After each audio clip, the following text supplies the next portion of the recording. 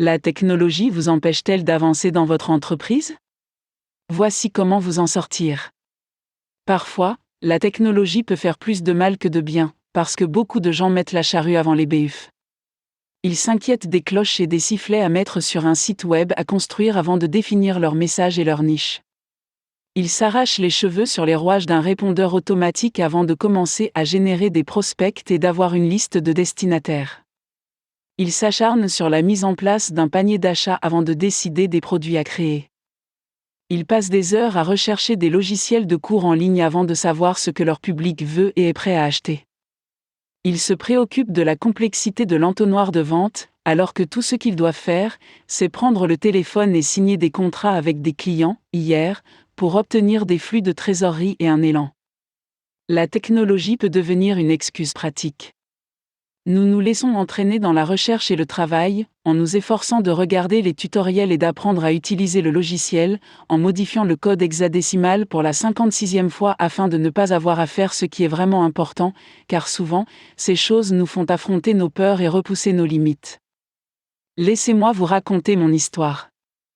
Lorsque j'ai lancé ma première entreprise, j'ai créé un site web rudimentaire en utilisant WordPress pendant un week-end.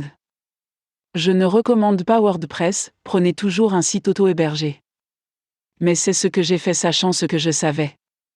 J'ai mis en place quelques boutons PayPal et j'ai fait connaître le site à mes amis par le biais des médias sociaux et des forums. Les commandes ont commencé à affluer.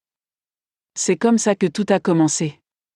3 mois plus tard, je me suis rendu compte que j'envoyais des emails à plus de 400 personnes depuis mon compte Gmail. J'ai finalement opté pour un fournisseur de services de messagerie et je me suis assis sur leur plan de base gratuit, ce qui m'a permis d'atteindre confortablement les 6 chiffres. Je ne me suis pas soucié du répondeur automatique. Et j'ai survécu. Après 18 mois, 18 mois, j'ai réalisé que je vendais des milliers d'euros de produits numériques sans panier d'achat. Je sais, c'est fou. J'envoyais les fichiers manuellement par email à chaque fois qu'une notification PayPal arrivait. Avec une note personnalisée que j'ai tapée, pas de copier-coller, bien sûr. Je l'ai même fait à l'hôpital sur mon téléphone, quelques heures après avoir donné naissance à mon enfant. Je n'ai pas perdu le sommeil à cause du caddie jusqu'à ce que je puisse payer quelqu'un pour le faire à ma place. J'ai passé chaque minute que j'ai passée à me débattre avec la technologie pour créer des produits et les commercialiser. Terme opérationnel, activité génératrice de revenus.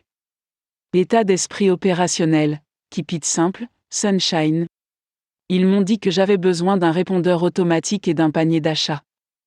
J'ai dit que je voulais trouver des clients et vendre mes produits. J'ai vu de l'argent à la banque avant qu'ils n'aient pu finir de me dire « Obtenez un compte marchand, scrivez-vous un shopping cart ou Infusionsoft ou Office Autopilot et payez 79,99 €, 299 € par mois. » Lorsque vous vous battez pour la technologie et que vous vous retrouvez à tourner en rond, prenez un moment pour vous demander si ce que vous faites est le chemin le plus court pour atteindre votre objectif actuel, ou si c'est juste une excuse pratique pour vous empêcher de faire ce qui doit être fait. J'ai une formation en marketing en ligne et je gère toute mon activité de manière virtuelle. Cependant, être en ligne ne signifie pas se cacher derrière l'ordinateur, un site web, un tas de modèles de pages de vente ou des répondeurs automatiques prêts à l'emploi avec des messages en boîte. Vous devez toujours vous mettre en avant et dire au monde ce que vous êtes. Vous devez joindre le geste à la parole. Vous devez communiquer. Vous devez vous connecter. Parce que, quand la gomme rencontre la route, les ventes et le marketing, c'est un être humain à un bout, qui communique avec un autre être humain à l'autre bout.